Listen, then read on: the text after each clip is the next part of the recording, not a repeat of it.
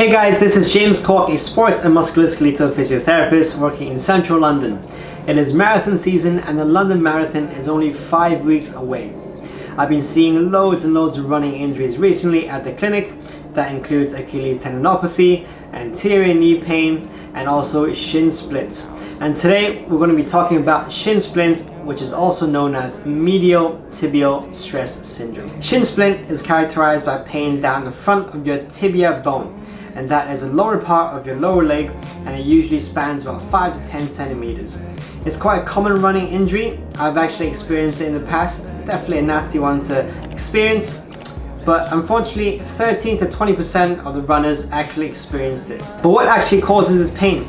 The name stress syndrome might give you a bit of a hint, and that's to do with a large increase in training load, frequency, intensity in high impact exercise such as running and jumping. In this condition, pain is secondary to the inflammation of the periosteum, which is the sheath that wraps around the bone. This is as a result of the constant excessive traction from the muscles. So you've got your soleus, you've got your tibialis anterior in the front of the shin, you've got your tibialis posterior on the side of the shin, and those muscles are constantly tugging onto that periosteum, which might cause this pain. Another theory is that we think that this is a bone overloading injury, causing micro trauma, micro damage to the bones, which sometimes can cause a stress fracture. The specific treatment for shin splint can vary from person to person, just like any other condition. Let's say I've actually been seeing about 5 clients right now with shin splints. I'm giving them all different programs, and that depends on the chronicity of the pain, aggravating factors, pain intensity, things like that. So everyone's a little bit different. But I'm going to give you guys five general tips for everyone who are either experiencing shin splint or prepping for a marathon and want to prevent this from happening. So first of all, let's reflect on your training. Are you doing too much too soon? Are you running once or twice a week and suddenly going into 4 or 5 times a week? Are you doing 2 to 3K runs and suddenly doing 10K runs? Are you neglecting your sleep, diet, as well as recovery? Are you doing enough strength and conditioning training? There's a research that says that 4 weeks of strength and conditioning training can actually improve 7% of your running economy. So you can imagine, if you can keep that up, if you can keep your strength training up, you can actually improve your running performance and endurance quite a lot. In terms of biomechanic, are you overpronating when you're running? Are you overstriding? And do you have excessive hip adduction, meaning that you have a narrow gait running pattern? Those things can put more stress on your joints and your bones. There's a lot to think about, but the main takeaway from this tip, I would say, is to build things up slowly and make sure you don't do too much too soon. If you want to work with me on a one-on-one basis, whether that's marathon prep, injury prevention, rehabilitation, get in touch with me down below, whether that's through the comments or DM me on my Instagram. Second tip is to keep active. You don't want to be stopping all exercises while you're experiencing shin splints, okay? You want to be maintaining your cardiovascular fitness during your injury. Try work around the pain, okay? Think of physio as exercising with an injury rather than, stopping everything but rehab.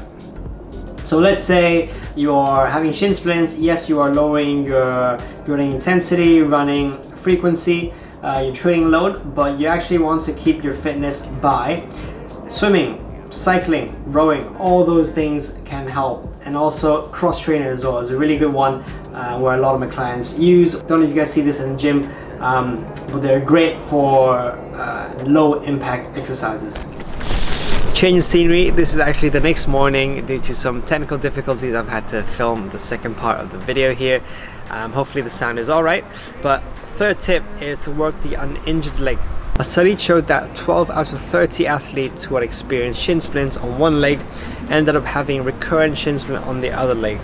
And that can be to do with compensation. So let's say if you're running and you're having pain on your left side, you're going to be putting more pressure on the right side. In fact, previous history of bone stress injury is the most significant risk factor for another episode of bone stress injury. So make sure you're working both your legs during rehabilitation.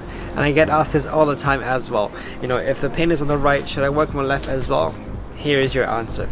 Short and sweet, but let's move on to the fourth tip, which is to find something else that you enjoy doing.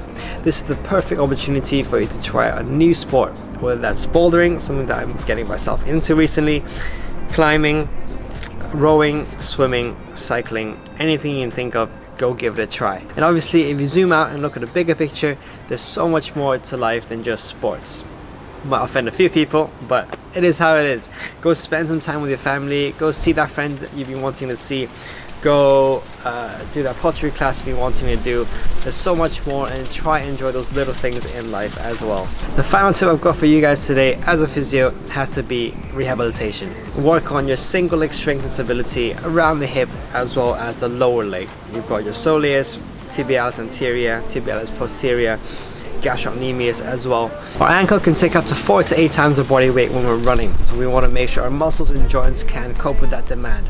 You also want to work on your ankle mobility, so let's say if your ankle was quite stiff, there's going to be a higher impact on the ground, so definitely work on that. I've been posting a lot of exercise videos on ankle mobility and just general rehab exercises on my Instagram, PhysioCock, so if you haven't already, go check that out as well.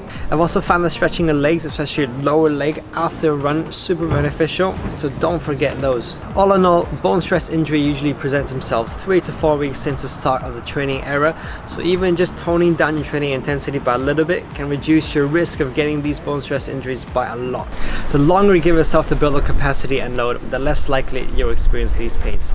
Try to give yourself an off period as well. As I mentioned earlier, rest is also productive, so maybe every 12 weeks take 1 week off. That's pretty much it for me. Thank you guys for tuning in till the end. Hopefully you guys found it useful, and let me know if you're running a 5k, 10k, half marathon, triathlon, anything like that. Let me know how your training is getting on, and I would really appreciate it if you guys could leave a like, comment down below. I lost my train of thought, but yeah, go subscribe to the channel. It would help me loads and helping more people like yourself.